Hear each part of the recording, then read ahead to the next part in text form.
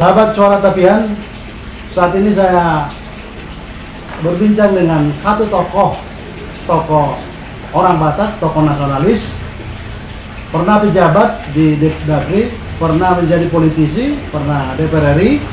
Beliau punya cerita, kisah-kisah menarik untuk diperdengarkan untuk anak-anak muda orang Batak agar kita melek sejarah. Pertama kali ini saya akan berbincang bagaimana dulu waktu di DPR RI, namanya Bapak Posdam Hutasoit. Horas, Amang. Horas. Amang, bagaimana kabar? Baik aja, ya begini aja. Amang Hutasoit, sorry, ini kalau menyebut nama Amang Posdam, ada nama berita atau koran di situ. Kenapa ada Posdam? Itu tidak biasa begitu. Posdam ini kan satu kota kecil dekat di kota Manchester, dekat Manchester, Berlin. Jadi waktu orang tua saya kan orang ikut berevolusi dulu, gerilya. Nah, pada saat saya mau lahir, datang security daripada Republik memberitahu bahwa anakmu sudah lahir. Dia terus tahu, rupanya dia diikuti mata-mata Belanda. Di intelijennya Republik ini memberitahu sama bapak saya. Terus bapak saya ditangkap. Nah, pada saat itu dia berpikir pasti akan mati saya. Nah, nanti kalau lahir kasih tahu namanya Posdam Hutasoit. Posdam, karena Posdam itu dia lagi pidato pada saat itu perjanjian Potsdam, Perang Dunia Kedua. Nah, dia ingat pada saat perjanjian itu dikasihlah nama saya Potsdam. Itu kota kecil di Jerman Timur. Pak Hutasoit juga kita dengar bahwa Amang ketika menjabat, ketika menjadi politisi dan anggota DPR RI, memperhatikan kampung halaman. Dulu ada proses yang tidak berhasil, yaitu pendirian Provinsi Tapanuli. Sekarang kembali semangat dibicarakan ini, Amang. Kami dengar juga bahwa Amang Posdam Hutasoit juga bagian dari orang yang memikirkan, punya gagasan bagaimana Tapanuli itu menjadi satu provinsi. Amang, apa kendala waktu itu? Kenapa tidak deal atau tidak jadi provinsi Tapanuli? Jadi begini, waktu kita merdeka kan membagi-bagi republik ini kan pendekatannya keresidenan. Ya. Kalau di Jawa itu beberapa keresidenan bergabung, ada provinsi Jawa Timur, Jawa Tengah dan lain-lain.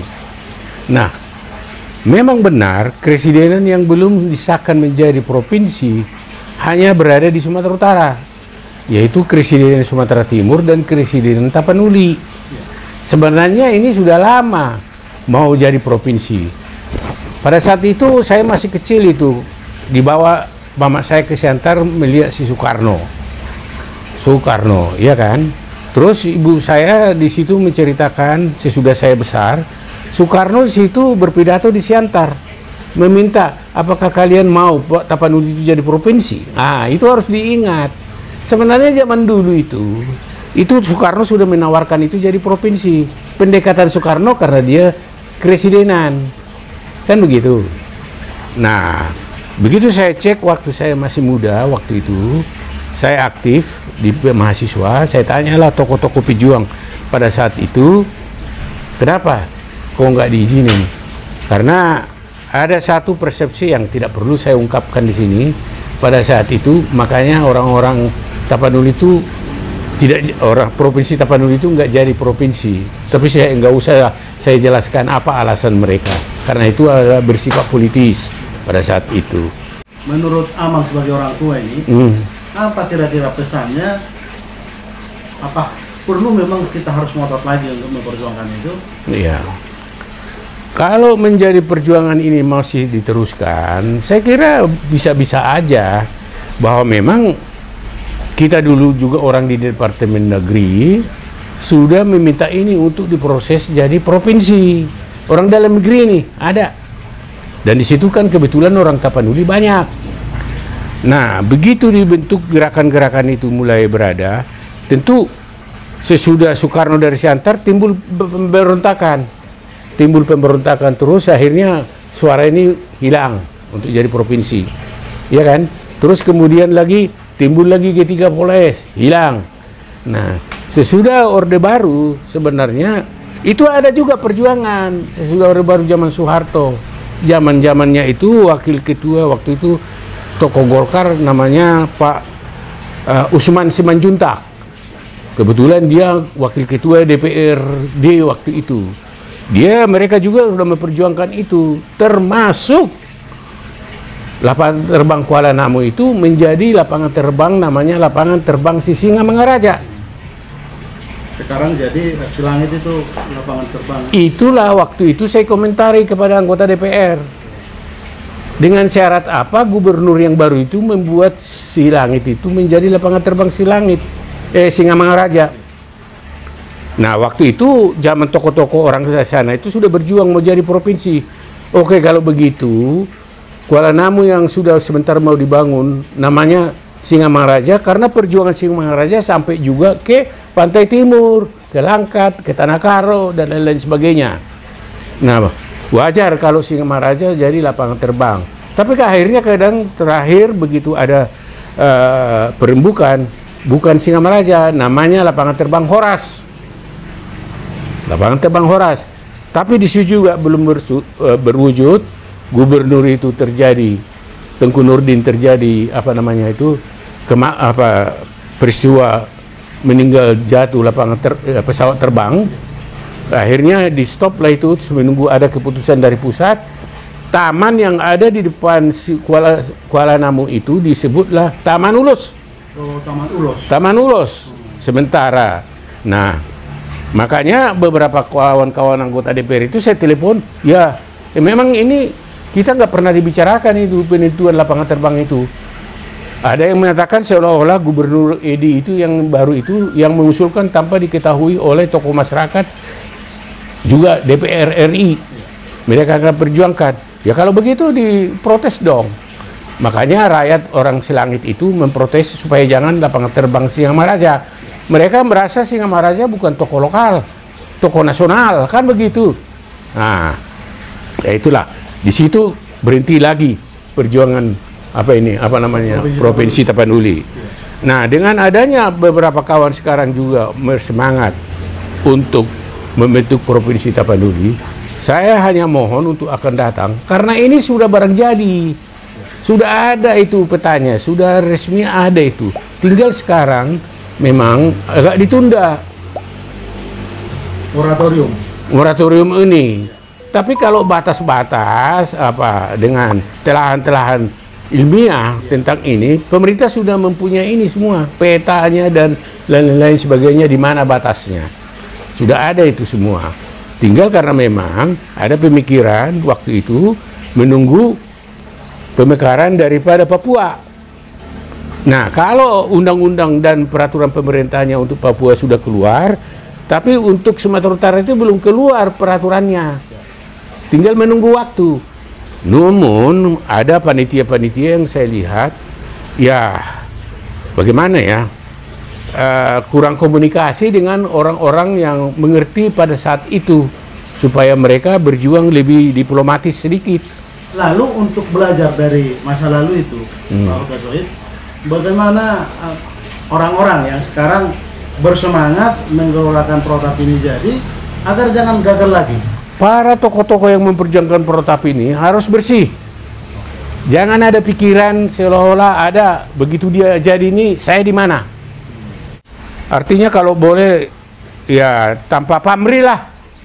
Tanpa perlu ada hasil segala macam. Namanya pejuang. Pejuang harus ikhlas. Ikhlas. Jadi jangan lagi seolah-olah kita harus dihormati.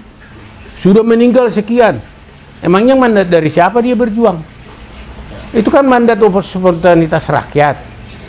Nah, waktu itu kita orang dalam negeri pun kita ajak mereka-mereka ini untuk berembuk.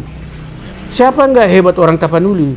Pada saat itu Dirjen Puotnya orang Sirikalang. Sebelumnya itu Atar Sibero. Waktu itu mereka mengatakan Provinsi Tapanuli akan jadi. Semua lengkap katanya, rapat segala macam. Saya katakan tidak. Mereka nggak percaya sama saya. Wah, sudah kumpul di situ lengkap semua, ada ininya, ada itunya katanya. Saya bilang enggak ada itu. Saya tahu. Nah, disitulah harus belajar, harus berkomunikasi terbuka kepada semua orang. dalam hal ini. Sedikit Pak Hutasoy soal politik. Orang-orang yang mampu hidup eksis di politik ini kan harus elastis, Ya. Berdamai atau bergaul dengan semua unsur. Tidak ada karena paksi-paksi atau karena sarah di situ. Bagaimana kira-kira orang-orang yang berjuang ini mampu juga memainkan politiknya begitu? Itulah makanya, karena ini perjuangan politis. Iya. Kita harus mengerti situasi politik Sumatera Utara dan nasional. Nah, dengan mempelajari itu kita harus bisa lebih smooth. Ya, saya tidak mengatakan bahwa orang Tapanuli itu partubuna menek. Apa artinya itu, Om? Partubuna menek. Iya. Iya. Masa kecil gitu ya. Sudah merasa tidak, Percaya diri. bukan, sudah merasa tidak ada lagi apa namanya, kekuatan politiknya. Kalau Minoritas atau merasa minoritas. gak usah kita sebut itu. Jadi itulah artinya harus mengerti dia siapa keadaan politik ini. Makanya dulu waktu pecah G30 SPKI, Iya. waktu kita mau bubarkan KMI dulu, waktu pra-meeting itu saya tanyakan, saudara-saudara, PKI sudah kita bubarkan melalui keputusan, sudah dibubarkan oleh rakyat melalui keputusan MPR. Ya. What next? What next itu diperdebatkan mereka. Itu apa? Loh, struktur politik kita nanti kayak apa kalau sudah PKI itu bubar? Iya kan? Sebab saya takut nanti ini jadi hitam putih negara ini. Nah, hitam putihnya nggak usah saya jelaskan. Anda sebagai wartawan udah paham itu.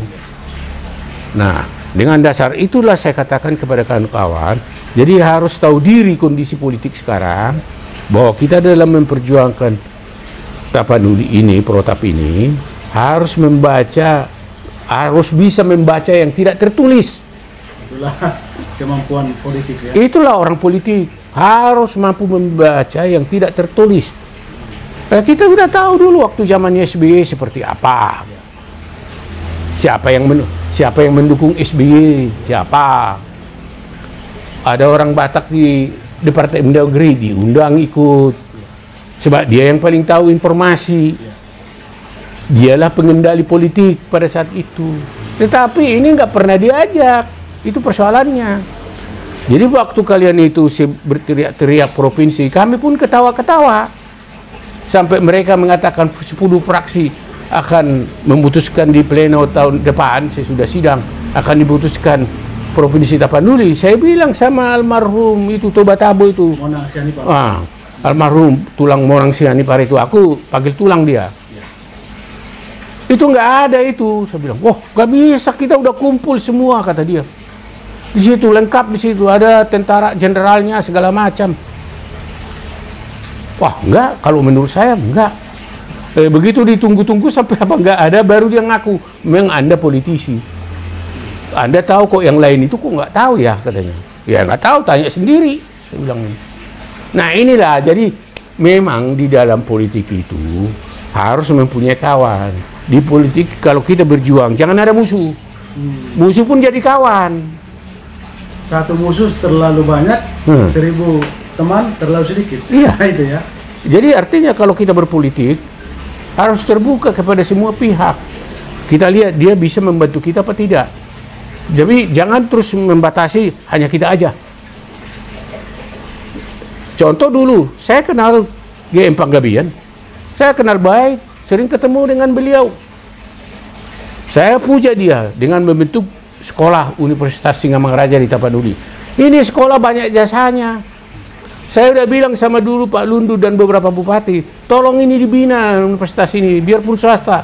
Pak Lundu Panjaitan ya, mantan bupati. Iya. Tapanuli Utara. Dan sesudah itu, saya selalu minta kepada Bupati Tapanuli Utara supaya Universitas Singamangaraja ini yang sudah punya jasa terhadap penduduk Tapanuli dibina ini, bila perlu disubsidi, biarpun itu swasta, biarpun itu punya Panggabean, tapi lihat dong hasilnya. Contoh, kalau seandainya dulu Universitas Singamangaraja tidak ada orang Tapanuli yang bisa jadi kepala sekolah.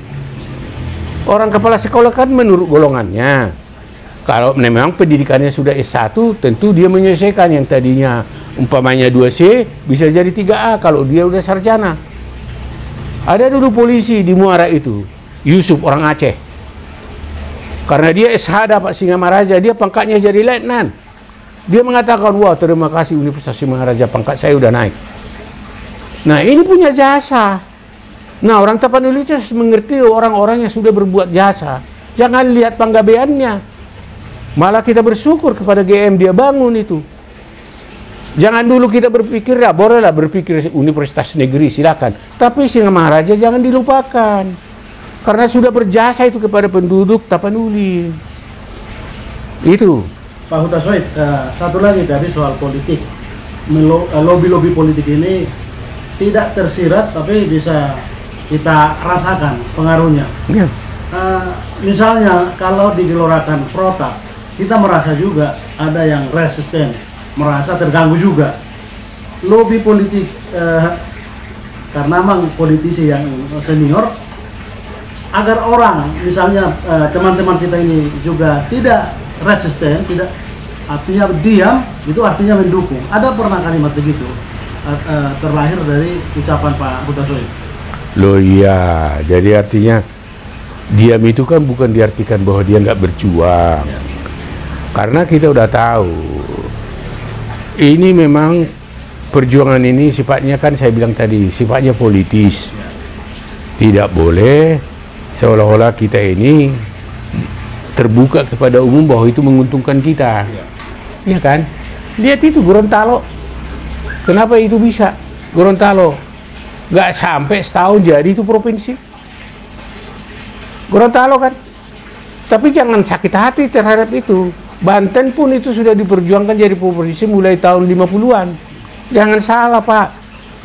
Banten. Mungkin saudara-saudara yang lebih muda harus baca sejarah.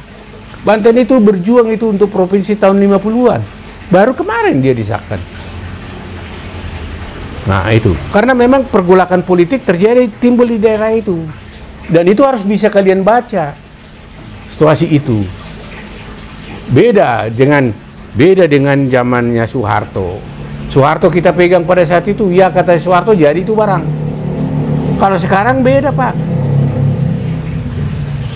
Mulai SBY ke Jokowi sudah beda. Nah ini harus bisa kalian baca. Nah untuk akan datang, saya kira memang perlu kita pikirkan ini provinsi bahwa memang sudah memenuhi syarat. Tapi dampak nanti Tapanuli ini menjadi provinsi perlu juga kalian pikirkan. Iya Pak Huta Soid, di poin itu saya mau bertanya. Karena pengalaman di negara ini banyak otonomi daerah juga gagal kemudian karena tidak mampu dikelola. Akhirnya kembali kepada induk asalnya. Kita andaikan Pak Huta Soid nanti protap jadi. Apa tantangannya ke depan? Oh ya, jadi sebenarnya kalau jadi provinsi, Tapanuli sudah memenuhi syarat. Ya. Secara fisik, baik produktivitas daripada wilayah itu bisalah diandalkan. Kemudian belum lagi dengan objek wisatanya, sangat luar biasa. Itu kita nggak takut. Tetapi kalaupun ada daerah-daerah yang sekarang akhirnya dikembalikan kepada induknya, itu memang kebijakan politik yang salah pada zaman kita reformasi itu. Lihat Undang-Undang 45 pasal 18 mengenai pemerintah daerah. Di situ seperti dipaksakan bahwa memang semua daerah-daerah yang mau jadi provinsi itu bisa diusulkan jadi perdebatan politik. Sebenarnya itu domainnya dalam negeri. Sebelum sampai ke DPR konsep itu harus dibahas oleh Departemen Dagri. Itu domainnya dia. Karena dalam negeri inilah melihat daerah itu bisa nggak jadi kabupaten, ya, provinsi, karena dia mengetahui pendapatan PAD-nya segala macam. Dalam negeri lah, karena dia yang dulu zamannya Soeharto pembina. Tapi kalaupun sekarang istilah pembina itu dihapuskan, tetapi itulah domainnya Departemen Dagri, tidak boleh pemekaran itu langsung dibawa ke DPR.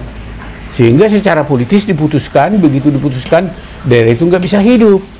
Karena nggak ada rekomendasi Departemen Dagri.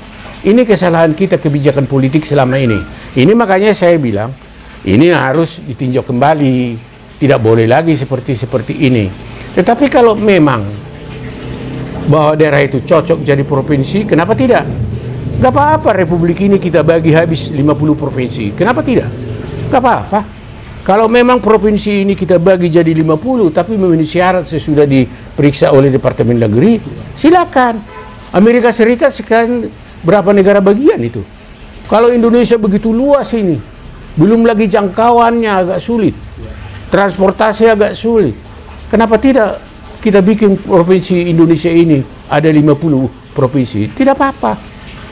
Silakan, jangan takut. Apa pesan Amang?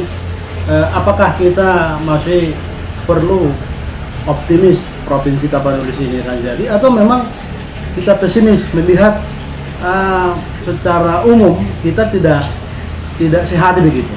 Enggak, saya enggak pesimis. Hanya kalian kalau boleh anak muda itu bersatulah yang memperjuangkan provinsi ini. Jangan ada saling dia berjasa. Padahal ada maksud di balik hati, kan itu. Ya kalau memang Anda berjuang masuk tahanan, itu resiko perjuangan, Pak. Sama itu dengan pahlawan-pahlawan kita angkatan 45, banyak yang mati. Nah, terus kami ini dulu masuk penjara, cuman sekalian nggak tahu. Saya menantang fusi partai dalam Kongres Perkindo di Bandung. 12 hari aku dipenjarakan di Bandung. Mana ada orang Batak yang melihat saya? Saya juga disiantar waktu SMA, ditahan saya. Apa itu? Dekat asrama wanita HKBP itu, pensiunan Bibelfrau itu. Aku ditangkap, dipenjarain. Itu risiko. Tidak pernah saya tuntut. Aku orang berjasa. Saya bangun lapangan terbang Silangit. Emangnya saya tuntut? Malah ada yang jenderal waktu itu pidato, kita bangun Silangit, katanya, padahal bukan dia yang bangun. Saya terbuka aja. Itulah kelakuan kita. Mari kita bersatu. Mari kita bersatu. Jadi LSM yang memperjuangkan itu harus punya taktik sedikit. Karena ini provinsi sudah ada konsepnya, Pak. Sudah ada, tinggal menunggu waktu. Nah, bagaimana kita yang menunggu waktu itu untuk memperjuangkan itu? Kita pakailah. Seperti orang tua bila perlu sekarang yang dulu di kekuasaan LBP. Kenapa tidak kita hubungin dia? Bagaimana ini? Akhirnya ada. Jangan sampai kalian tidak hubungi LBP, jadi komunikasi politik putus. Padahal orang Batak banyak berpolitik, banyak orang pintar. Tapi kalau ini direm, nggak bisa bicara. Karena ada faktor-faktor psikologis. Dia berjuang padahal di atas sudah ada orang yang berjuang. Nah, ini harus kita dekatin dengan baik-baik. Sebab kalau kita nggak bersatu di atas, nggak jadi di barang. Padahal saya udah bilang, ini situasi politik di Sumatera Utara baik secara nasional sudah berbeda.